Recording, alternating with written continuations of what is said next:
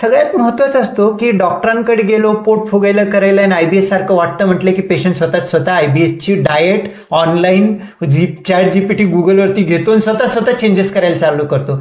हे कितपत योग्य आहे? नाही, हे अगदी चुकीचं आहे. याचं कारण असं आहे की त्याला कुठला तरी एक सायंटिफिक बेस असणं फार गरजेचं आहे. कारण IBS ह्या प्रत्येक व्यक्तीने त्याचे लक्षणं बदलतात. प्रत्येक व्यक्तीचे जे काही लक्षणं कसे आहेत हे अगोदर बघणं गरजेचं आहे आणि त्याच्यानुसार त्याचा जो एलिमिनेशनचा पार्ट आहे हा एका एक्सपर्टच्या गायडन्सच्या अंडरच करणं गरजेचं असतं.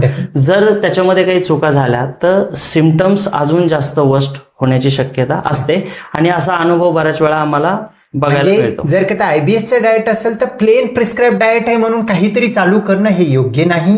IBSचं जर का डाएट असेल तर तुम्ही एक प्रॉपर जो गट स्पेशलिस्ट डायटिशियन असतात, गॅस्ट्रोएंट्रोलॉजिस्टला इतका वेळ नसतो एक्सप्लेन करण्यासाठी. हा फॅक्ट आहे, याच्यामध्ये मला वाईट वाटून घेण्याचं किंवा विक्रांत सरांना वाईट वाटून घेण्याचा काही संबंध नाहीये. पण ह्याच्यामध्ये डायटिशियनचा रोल खूप मोठा आहे.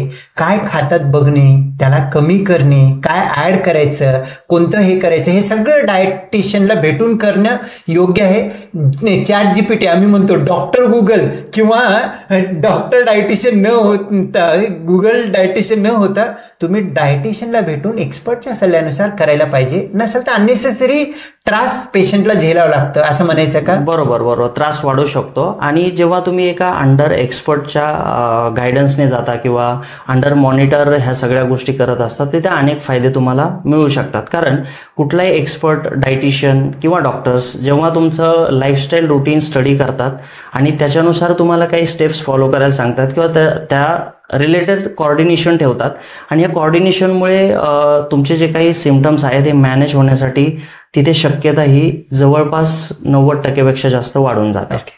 आता डाएट ज्या वेळेला म्हणतो IBS मध्ये, ह्याच्यामुळे लक्षणं पेशंटला आजार नाहीये. IBS हा आजार नाहीच आहे. IBS हा फंक्शनल डिस्टर्बन्स आहे. पण डिस्टर्बन्समुळे बरेच काही लक्षणं त्यांच्यामध्ये येतात. जर का आपण डाएटरी चेंज केले तर लक्षणं पूर्ण जाण्याची शक्यता राहते का? जवळपास 90% लक्षणं याच्यामध्ये मिनिमाइज होण्याची शक्यता असते.